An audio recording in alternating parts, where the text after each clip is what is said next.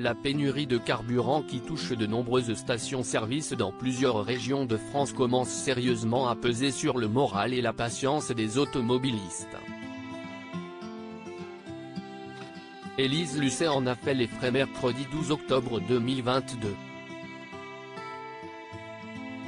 Alors qu'elle s'est rendue au plus près des personnes qui attendaient de pouvoir remplir leur réservoir d'essence aux abords d'une station-service, elle s'est retrouvée au milieu d'une dispute.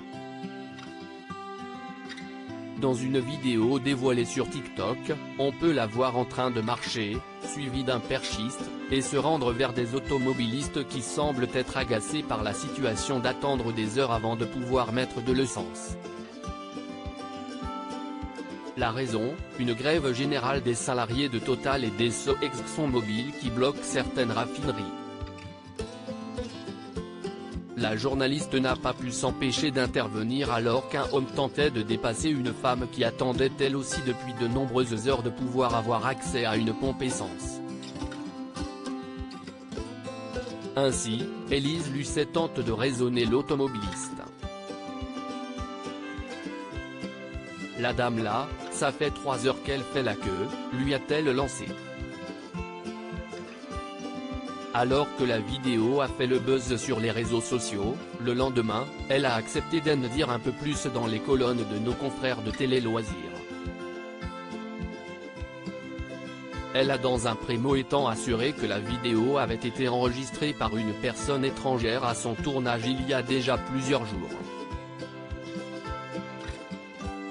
La journaliste se trouvait dans la station-service dans le cadre d'un tournage d'envoyé spécial, et non cache investigation, comme certaines sources l'ont pu l'affirmer.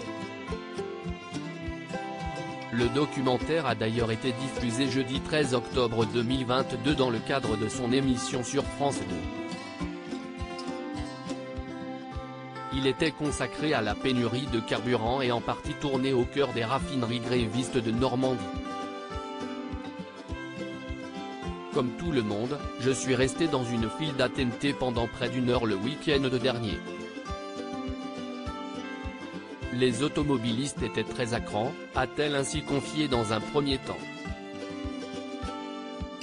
D'ailleurs, elle a assuré que les automobilistes présents dans la file d'attente ne l'auraient même pas reconnu. Ils ne regardaient que les pompes à essence. Pas moi. Élise Lucet s'estime chanceuse par rapport à d'autres automobilistes. Franchement, si est l'avis de la plupart des Français, je m'estime plutôt chanceuse par rapport à ceux qui ont besoin de beaucoup de carburant pour trouver travailler, a-t-elle encore poursuivi.